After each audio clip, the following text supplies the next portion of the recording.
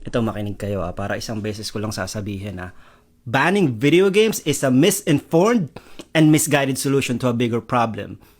But why? Sige, tara, pag-usapan natin. No, I'm not here to have a debate. Hindi ako nandito para makapag-away. You have your own opinions. I respect that. I'm not here to be part of the problem. I'm here to be part of the solution. Because I'm a gamer, but more importantly, isa akong magulang. Hindi yung magulang na mandurugas, magulang as in I'm a parent. So let's set our emotions aside and talk about facts because facts don't care about your feelings. And I'm a level with non-gamers here para lahat tayo nagkakaintindihan. Alam nyo ba kung gaano karaming steps ang kailangan gawin ng isang bata para makapaglaro ng isang mature rated game sa PC on Steam? Number 1, you gotta have a PC or at least have access sa PC. Number 2, kailangan mong gumawa ng email. Number 3, kailangan mong i-verify yung email. Number 4, kailangan mong gumawa ng Steam account. Number 5, kailangan mong mag-login sa Steam. Number 6, kailangan mong i-install yung Steam. Number 7, you have to put a payment method. Number 8, hahanapin mo yung game. Number 9, dadaan ka sa age warning. Number 10, bibilin mo yung game or i-download mo kung free to play. Number 11, i-install mo yung game. And number 12, you're gonna launch the game. 12 steps, 12 steps before you even start a game. And on top of that, meron pang parental controls, family accounts, purchase approvals, age ratings, screen time limits, restrictions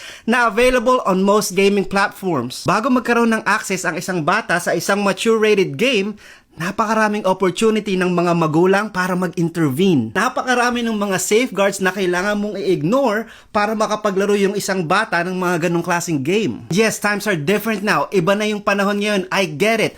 Kids have easier access to technology. But you know what? So do we, as parents and as a community. Back in the day, those safeguards and guardrails didn't even exist. Nung lumabas yung Mortal Kombat, there was no rating system for games, so they created ESRB, Entertainment Software Rating Board. Mas maraming parental controls and content filters today than ever before. The tools are already there. Nandyan na yung mga tools. The responsibility is making sure na ginagamit sila. Pag sa classroom ba, merong isang gumawa ng kalokohan tapos lahat kayo face the wall, tama ba yun? Diba? That's not fair. The reality is gaming is not going anywhere anytime soon and we can't pretend na banning video games is gonna solve that problem. Instead, we have to learn how to live with video games responsibly. Di dapat natin parusahan yung millions and millions of gamers and on top of that, the millions and millions of jobs and livelihood na sinusupport ng gaming industry just because of the bad action of a small minority. Instead, let's focus on accountability, good parenting, education para dun sa mga bata and dun sa mga magulang about the safeguards that already exist so we can protect our kids. Yun lang.